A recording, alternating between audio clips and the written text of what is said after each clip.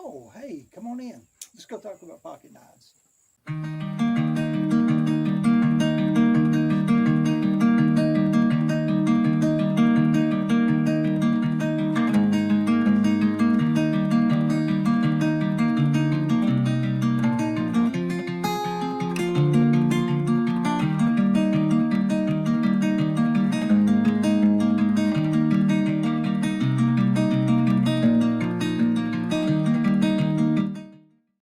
Here's a knife project that was sent in to me by Mike of Sexton Knife Works, one of my viewers.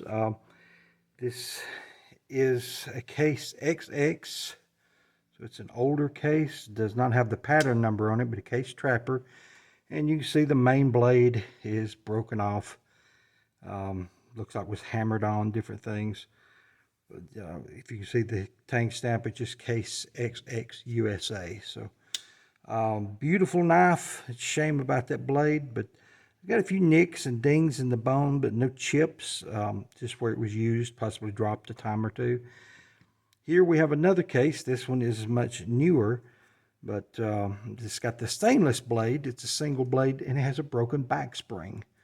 So, yeah, we're going to take, at his request, take the stainless blade out of this, put it in this knife. So now he will have a two blade, one stainless, one carbon steel. Let's get started on it. Thanks for joining me, guys.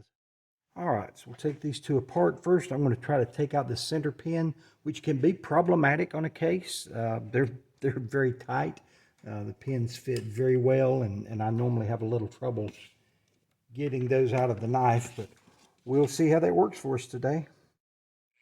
Looking back on these videos, I'm not sure why exactly I chose to drill out these center pins on these two knives, because I wound up cutting the pivot pin with a razor blade.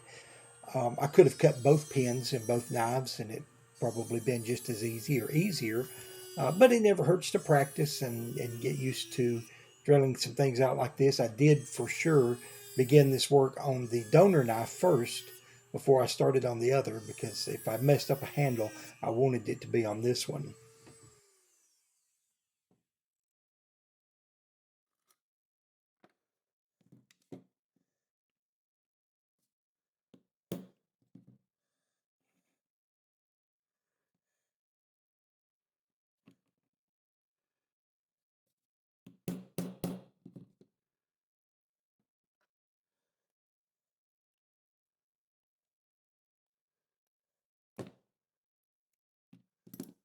Okay.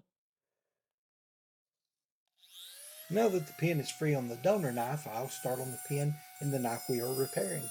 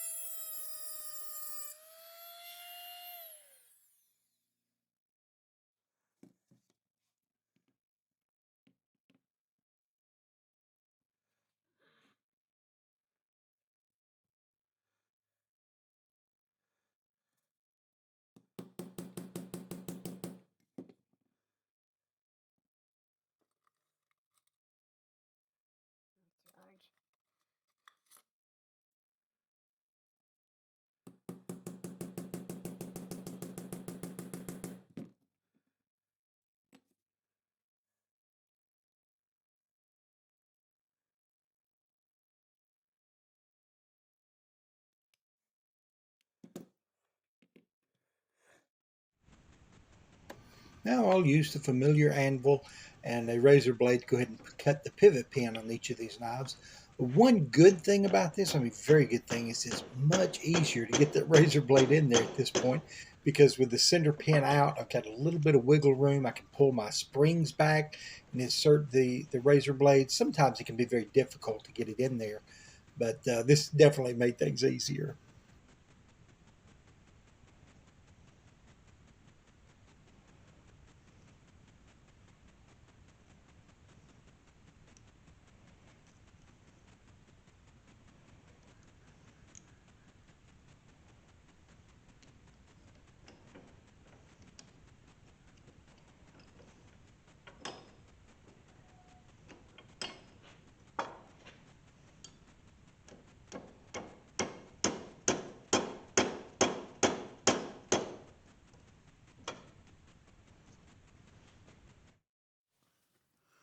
Now I'll take these two knives apart, remove the blades, and first thing I will begin comparing these blades. I need to be 100% sure that everything is the same, because sometimes over the years they will change the design somewhat, maybe in small ways, maybe in large ways, but they can definitely impact how a knife works.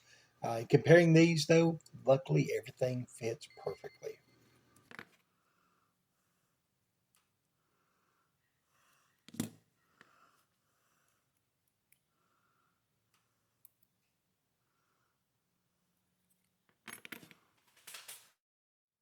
Wow, I almost forgot to check the diameter of the hole for the pivot pin. So I'll set this new blade on the old knife, confirm that it is the same size, that that pin will work, or that size pin will work.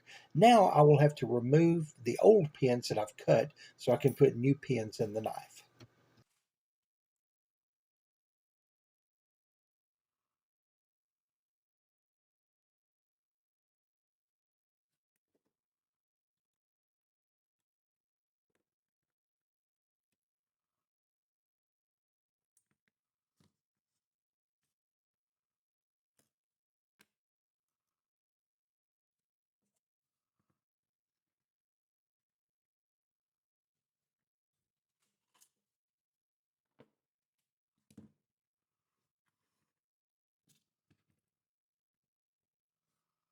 I'm taking extra pains to get my center punch at the very center of that pin and to keep the knife supported. Now, if I have to drill the pin out, and sometimes you do with these, I want to make sure I've got my mark dead in the center.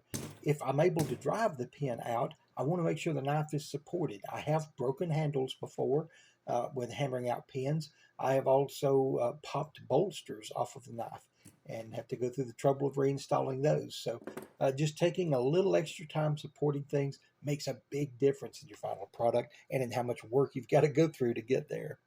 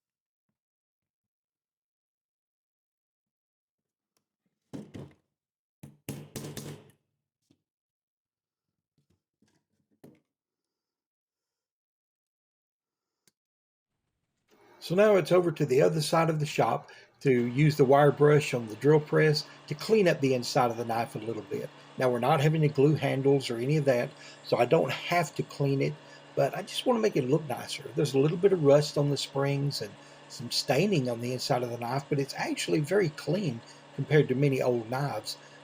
Still, I just want to make it look as nice as I can when we get to the finished product.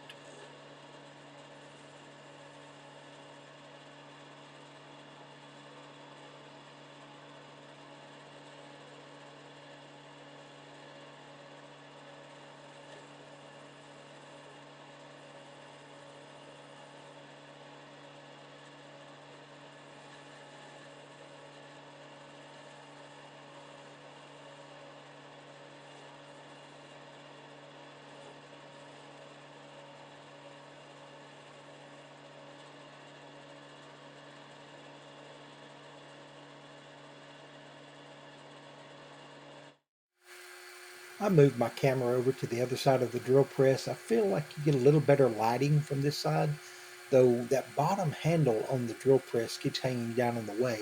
At the end of this video, I unscrewed that and left it to one side.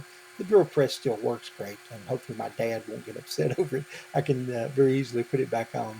But I just felt like I had a little better lighting. You could see it somewhat better from this angle.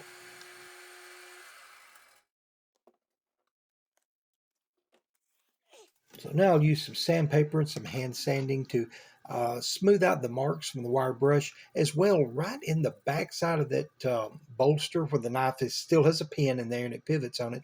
I couldn't really get the wire brush down in there very well, so we'll get a little of that cleaned up too. Just, again, making it look as nice as I can.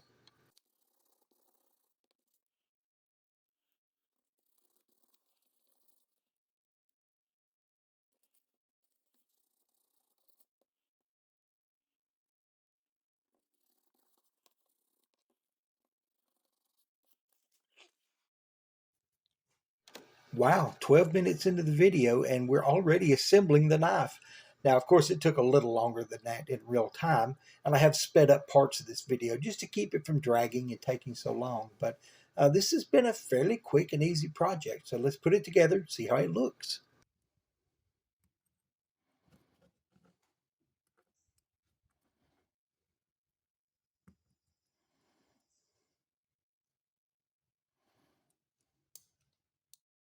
My pins were a larger size and I had to sand them down to the correct size. Evidently, I didn't get it perfect. This was as far as the pin would go in there before it got stuck, and I just have to cut it here rather than drive it all the way through and cut it like I normally do. I hate wasting pin stock, but I also hate wasting half a day trying to go back and redo things like this, trying to get it perfect. So it's cheaper just to cut the pin, accept the waste and the loss, and roll on from there.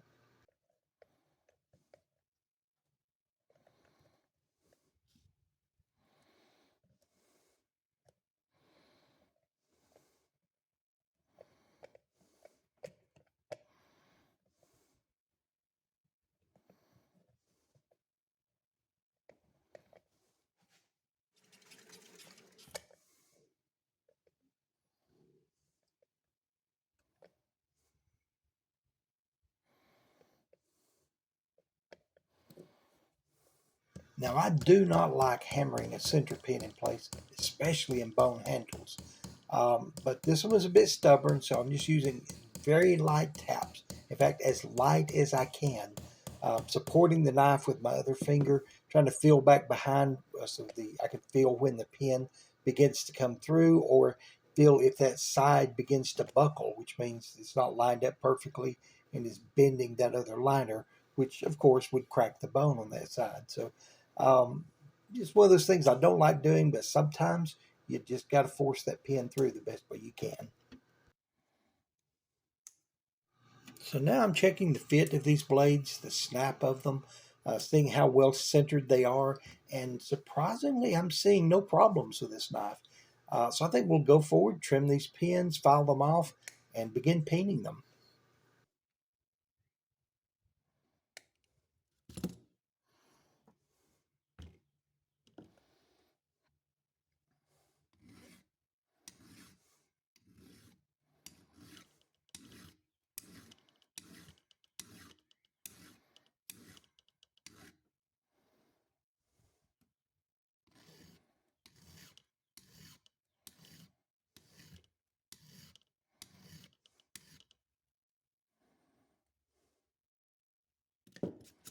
And of course, I'm still following that bad habit of cutting my pins just a little bit too long. In fact, I will have to trim a little more off of it here in a bit.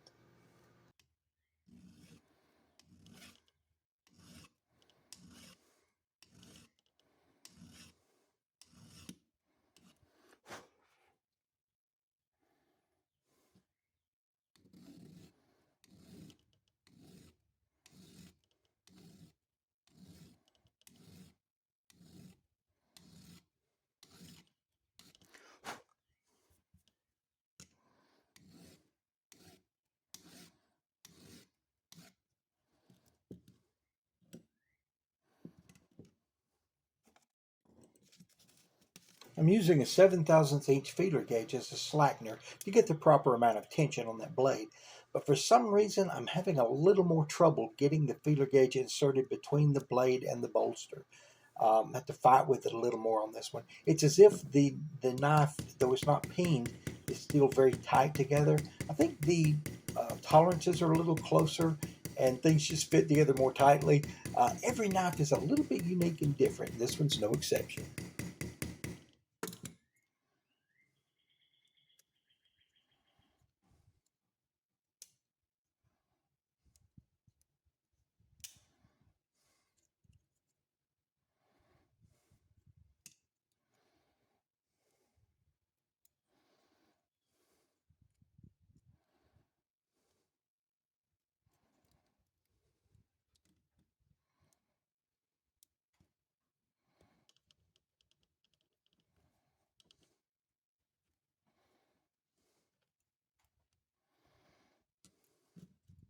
I just realized that I had the part of the bone handle against the anvil, so I quickly moved it so that only the bolster is up against the anvil.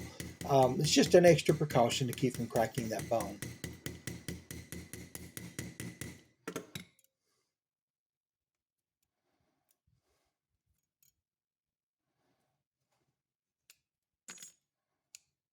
I'm checking the snap on the blades and wiggling them side to side to check that wobble to see how close I got on the tension. It's actually just a tad loose.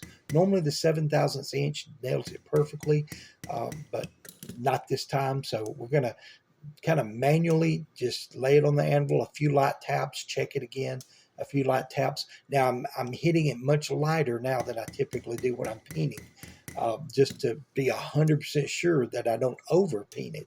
Now, if you do, sometimes you can put a screwdriver between the liners and pry apart a little bit and loosen it up somewhat, but that can cause other problems as well. So, an ounce of prevention is definitely worth a pound of cure. So we get to a part of this that makes me a bit nervous, and that's pinning that center pin on these bone handles. I'm just being very careful with it. I try to hold the knife so that the pin on the bottom side is touching the anvil, not just the bone. But I really need to practice more with spinning the heads on those pins. It is much safer.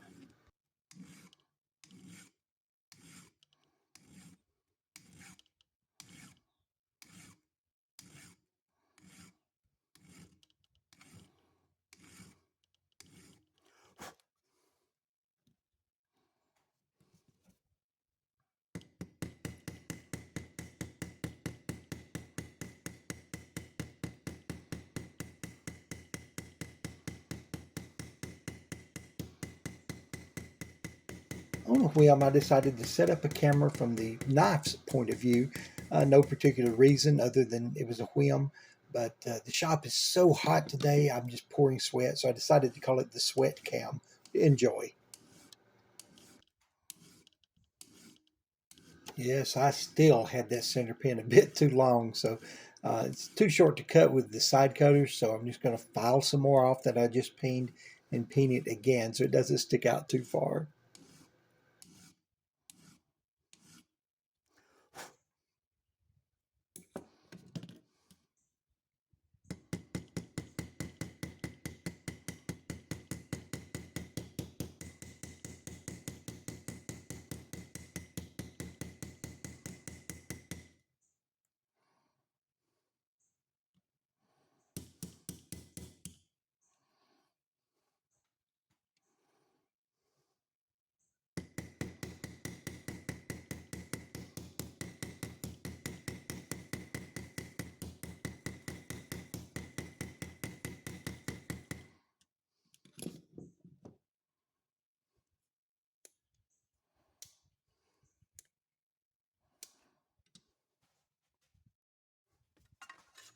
I'm starting with a 220 grit belt to begin smoothing these bolsters.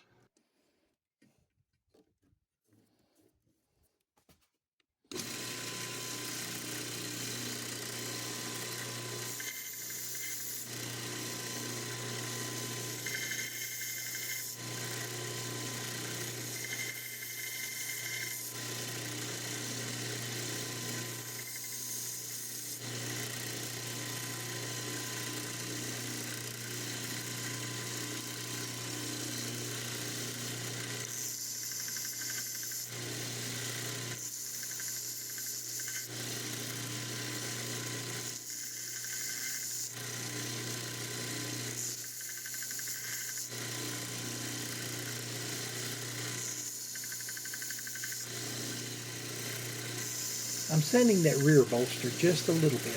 I did not replace that pin or even take it apart, but in opening up the knife as if I was opening a fan, it wound up turning that pivot pin just a little bit, and it shows up. It just doesn't have the same angle as the rest of the bolster, so trying to smooth that out a little bit.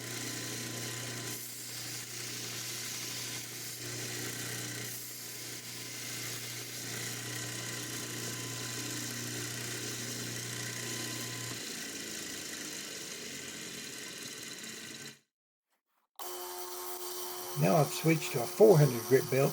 We'll take out these sanding marks from the 220, smooth these bolsters out just a little bit further. I'll sped this part of the video up because chances are you've seen me do this plenty of times.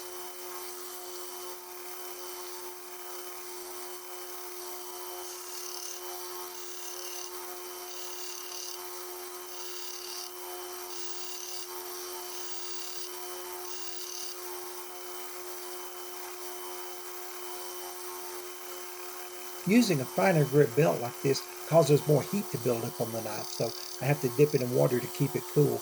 It's always a good idea to keep your thumb or your fingers on the part you're sanding. You can feel it when it gets too hot.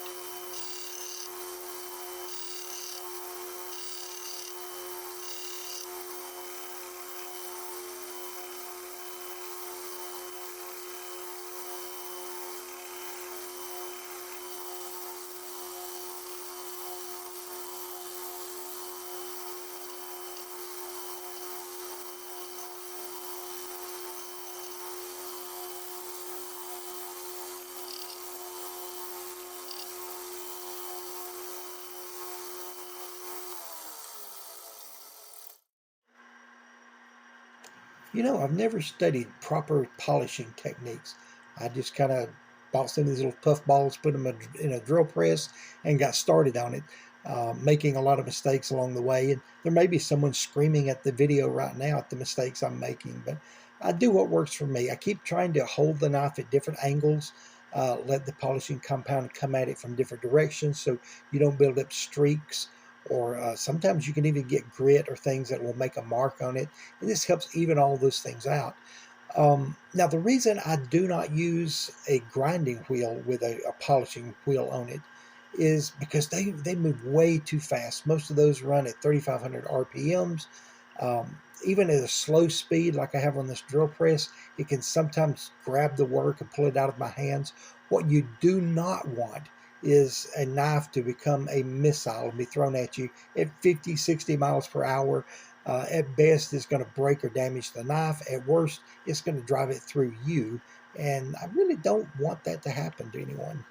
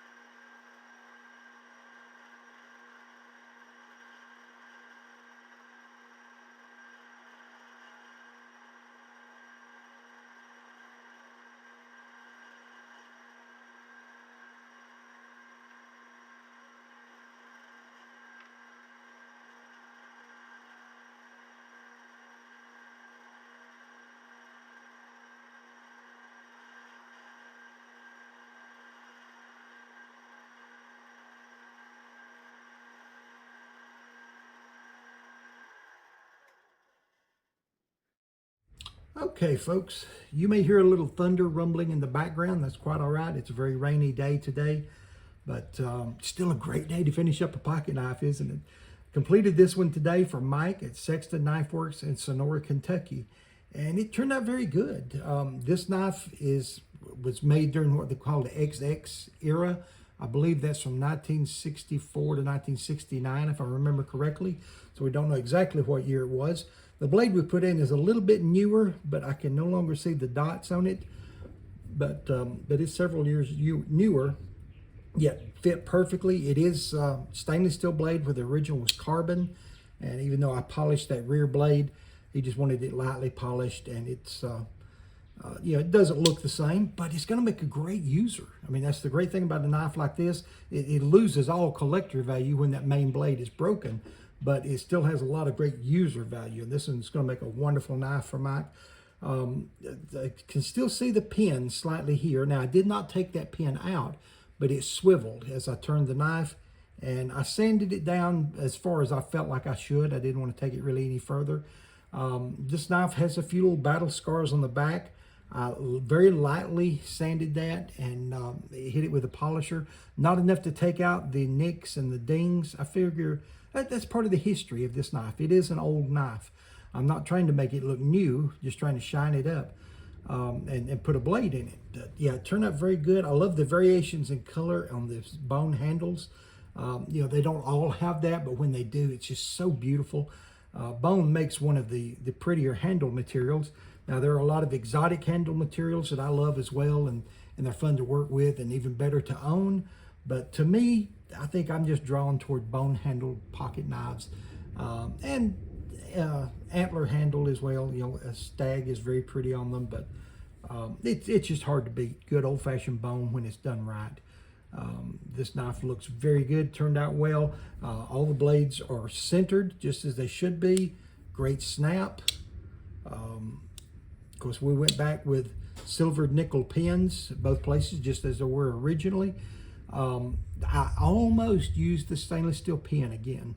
I put the pin through there, and when I went to cut it with my clippers, it was too hard to cut, and that alerted me something was wrong. I've still got some of the stainless pin stock mixed in with my silvered nickel, but when I caught that, I took it out, hunted around, found the silvered nickel, verified it with a magnet, and put it in. As you see, that pin is lost. You can't find it. Turned out very good. I hope Mike is happy with it. I hope you enjoyed this video. May God bless you. May you have a great day. We'll see y'all next time. Bye.